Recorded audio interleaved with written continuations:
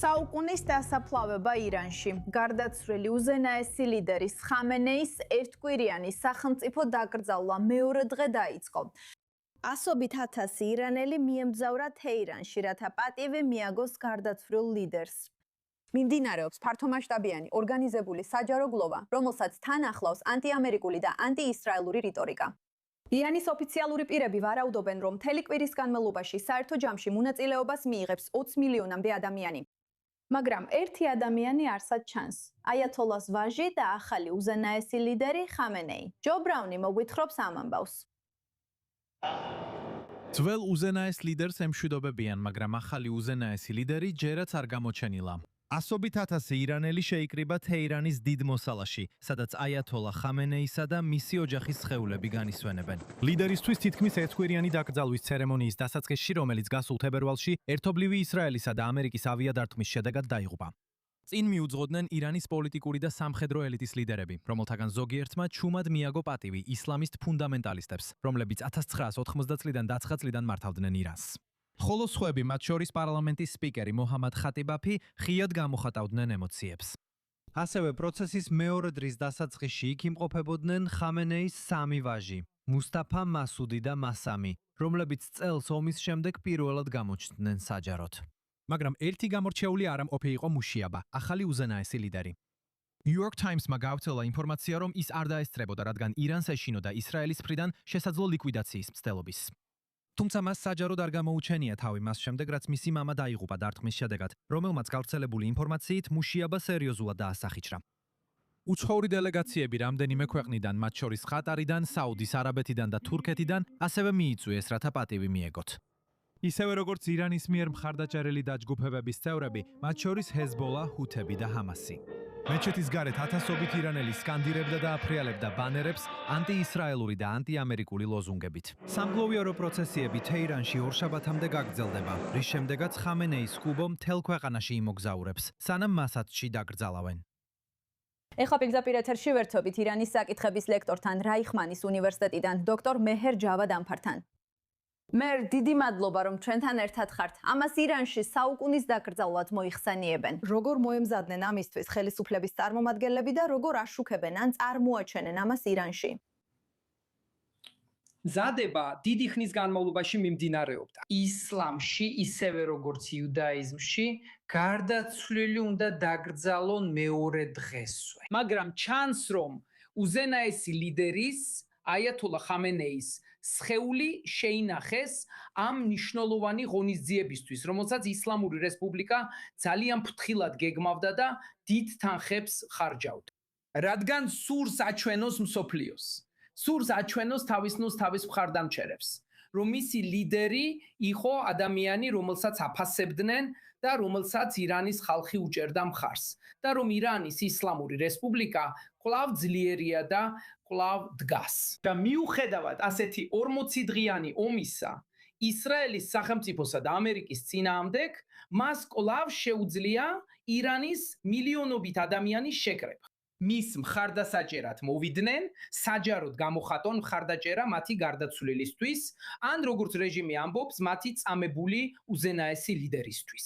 ეს არის გზავნილი ყველასთვის, ვინც რეჟიმს უჭერს მხარს და მათთვისაც, ვინც ირანში რეჟიმს ეწინააღმდეგება. ეს ასევე არის შეკავების გზავნილი ყველასთვის, ვინც გარედან ისლამური რესპუბლიკის დამხობას ცდილობს. კარგი.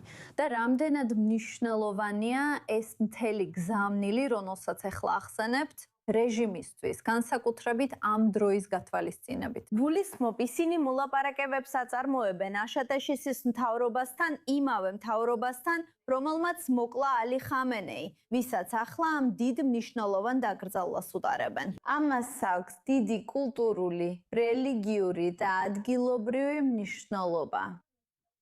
როგორ ახერხებენ ისინი ამ ორ საკითხს შორის ბალანსის დაცვას? ისინი იხენებენ ამ მოვლენას და იმ საზოგადოებრივ მხარდაჭერას, რომელიც ისლამურმა რესპუბლიკამ ორგანიზება, რათა გააძლიერონ ისლამური რესპუბლიკის პოზიციები მოლაპარაკებებში შეერთებულ შტატებთან. ამ დაკრძალვით ისლამური რესპუბლიკა ეთქვის ამერიკელებს, ნახეთ, ჩვენ გვაქვს ჩვენი საზოგადოების მხარდაჭერა. ჩვენ არ გვეშინია სანქციების. ჩვენ გზად ვართ დაუპირისპირდეთ შეერთებულ შტატებს იმ იმედით, რომ ეს აიძულებს ამერიკელებს მოლაპარაკებებზე მეტ დათმობაზე წავით. მე ვფიქრობ, ისინი ასევე გამოიყენებენ აიათოლა ხამენეისთვის საჯაროდ ორგანიზებულ გლოვასა და ირანის ისლამური რესპუბლიკის მხარდაჭერას. რათა ამერიკელებს უთხრა, ნახეთ, ჩვენ რაღაც გმართებთ, ჩვენ მხოლოდ ამ ომისთვის კი არა, არამედ ამ ძალიან ძლიერისა და პოპულარული ადამიანის მოკლისთვისაც გმართებთ, როგორც ამას ისლამური რესპუბლიკა ამბობს. ამიტომ სწორედ თქვენ უნდა წახვიდეთ დათმობებზე, მოლაპარაკებებზე. ეს თქვენ შეერთებულ შტატებო უნდა შესთავაზოთ ირანს მეტი ვიდრე ირანს აქვს თქვენთვის შესათავაზებელი იმის გამო რაც გააკეთეთ. და ის თუ როგორ აღაშფოთა ეს ირანის ხალხი, როგორც ირანის ისლამურმა რესპუბლიკამ სცადა ეჩვენებინა ამ სამბლოვიარო პროცესით. შეძლებს თუ არა ირანის ისლამური რესპუბლიკა ამ ყველაფრის რეალურ ამერიკულ დათმობებად გადაქცევას, ჯერ კიდევ გასარკვევია. და ეხლა ამასთან დაკავშირებით ალი ხამენეის ვაჟის, მუჯთაბა ხამენეის საკითხი. მან აქ არ დამოჩენილა. როგორ არის ეს წარმოდგენილი? ანუ შეიძლება ისე გამოჩნდეს, თითქოს მას ASASH-ის ეშინოდა, ისრაელელების ეშინოდა. როგორ არის ეს წარმოდგენილი და როგორ აღიქვამენ ამას იქ? ეს მართლაც დამოკიდებულია. ეს იმაზეა დამოკიდებული, ვინ როგორ შეხედავს. ირანის რეჟიმის მხარდამჭერები იტყვიან, რომ ეს მნიშვნელოვანი უსაფრთხოების ზომა ახალი უზენაესი ლიდერის დასაცავად.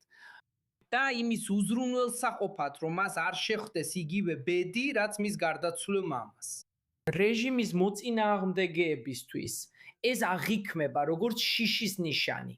შიში იმ რეჟიმის მხრიდან, რომელიც ამტკიცებს, რომ დაამარცხა შეერთებული შტატები და ისრაელი. ეს არის შიში რეჟიმის მხრიდან, რომელიც ამტკიცებს, რომ არა მხოლოდ რეგიონული, არამედ გლობალური ზესახელმწიფოა. თუმცა ის მაინც შეშინებულია, მის ლიდერსაც კი ეშინია საჯაროდ გამოჩენს. და ბიანკა, რაც ნამდვილად მნიშვნელოვანი აღსანიშნავად, არის ის, რომ მუჯტაბა ხამენეის არა მხოლოდ ეშინია საჯაროდ გამოჩენის, არამედ იმდენად შეშინებულია, რომ არც კი სურს აუდიო ფაილის გამოქვეყნება. ის ვერ ახერხებს უბრალოდ თავისი ხმის ჩაწერას. ის ვერ ახერხებს უბრალოდ ხმოვანი შეტყობინების გაგზავნას ირანის ხალხისთვის. და მას ამის გაკეთებაც კი ძალიან ეშინია. ასე რომ, ეს ნამდვილად, იცით, სხვადასხვა მხარეებია, დაპირისპირებული მხარეები, ამას სხვადასხვანაირად დაინახავენ, სხვადასხვანაირად განმარტავენ. მაგრამ საბოლოო ჯამში, როდესაც ასეთი ქვეყნის უზენაეს ლიდერს ძალიან ეშინია გამოჩენის, ეს კარგად არ გამოიყურება. განსაკუთრებით მისი მოწინააღმდეგეების თვალში, რომლებიც ირანის მოსახლეობის უმრავლესობას წარმოადგენენ. კარგი, მეირ ჯავედანფარ, დიდი მადლობა ჩვენთან ყოფნისთვის.